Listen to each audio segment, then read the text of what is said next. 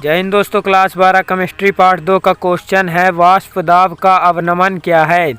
दोस्तों क्वेश्चन में पूछ सकता है वाष्प दाब का आपेक्षिक अवनमन क्या है, तो उसका आंसर भी यही लिखना है।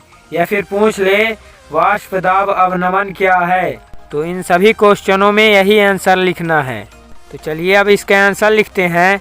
किसी अवाष्पशील पदार्थ, या यहाँ पे आप लोग अवाष्पशील विलेय पदार्थ भी कह सकते हैं, तो लिखेंगे किसी अवाष्पशील विलेय पदार्थ के कारण विलयन के वाष्प दाब में जो कमी आती है उसे वाष्प दाब का अवनमन कहते हैं।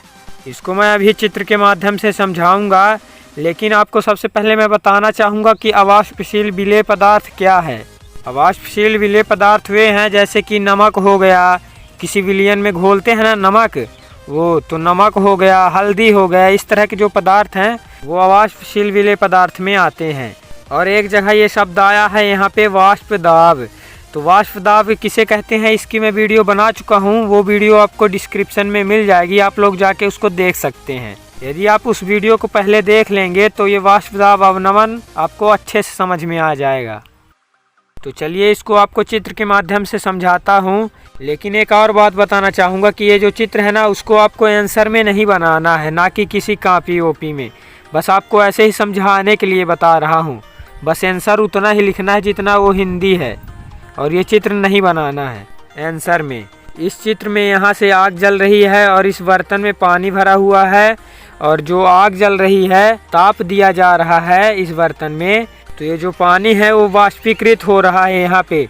उदाहरण के लिए जब कोई घर में खाना बनाते हैं तो गरम गरम यदि खाना रहता है ना, तो उसमें थाली ऊपर से ढक देते हैं, और कुछ देर बाद जब थाली को हटाते हैं तो उस थाली में से पानी एकदम नीचे की तरफ गिरने लगता है, उसमें वाष्पीकृत हो जाता है, इसलिए ऊपर थाली में पानी लग जाता है। तो वही घटना यहाँ पे भी होगी। जब यहाँ पे इसको पानी को गर्म करेंगे तो ऊपर वाष्पीकृत हो जाएगा, तो पानी जम जाएगा ये थाली में ऊपर जो ये लगा हुआ है, तो वही जो वाष्प होगा उसके द्वारा यहाँ ये द्रव के पृष्ठ में दाब लगेगा। लेकिन इसमें अवाष्पशील विलेय पदार्थ घोल दिए हैं, जैसे कि मान लीजिए कुछ भी यहाँ पे घोल दिए हैं, तो दाब है ना कम लगेगा। यदि सिर्फ पानी भर होता तो दाब ज़्यादा लगता, लेकिन ये जो विलेय पदार्थ है, मान लीजिए सब्जी ही ले लीजिए, इसमें कुछ भी मिला दिए, उदाहरण के लिए मान लीजिए गोभी ही मिला दिए, यदि केवल पानी बस होता तो उसका वाष्पीकृत जल्दी हो जाता और दाब ज़्यादा लगता, यहाँ पे पृष्ठ में दाब ज़्यादा लगता, वो ज़्यादा जल्दी वाष्पीकृत हो जाता।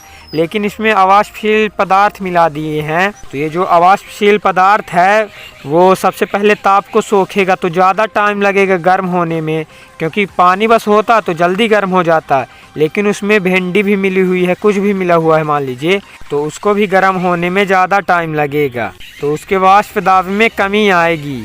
तो इससे जो निष्कर्ष निकलता है वो क्या निकलता है कि किसी विलयन में यदि हम लोग अवाष्पशील विलेय पदार्थ मिला देंगे तो उसके वाष्प दाब में जो कमी आएगी वही तो कहलाता है वाष्प दाब अवनमन। तो हमें पता चला कि किसी विलयन में यदि हम लोग कुछ अवाष्पशील विलेय पदार्थ मिला देंगे तो यहाँ से वो जो दाब लगाएगा, ये यहाँ पानी में ऐसे ऐसे दाब लगाएगा, तो उसके वाष्प दाब में कमी आएगी। यही कहलाता है वाष्प दाब में अवनमन। मान लीजिए कि यदि हम इसमें अवाष्पशील विलेय पदार्थ न घोलें तब क्या होगा, तब ये होगा कि वाष्प दाब में कमी नहीं आएगी, वाष्प दाब ज़्यादा लगेगा। लेकिन हम लोग इसमें अवाष्पशील विलेय पदार्थ घोल दिए हैं जिससे उसके वाष्प दाब में कमी आ गई है, तो इसी को हम लोग कहते हैं वाष्प दाब में अवनमन। तो दोस्तों वीडियो को लाइक करें और हमसे जुड़े रहने के लिए चैनल को सब्सक्राइब करें।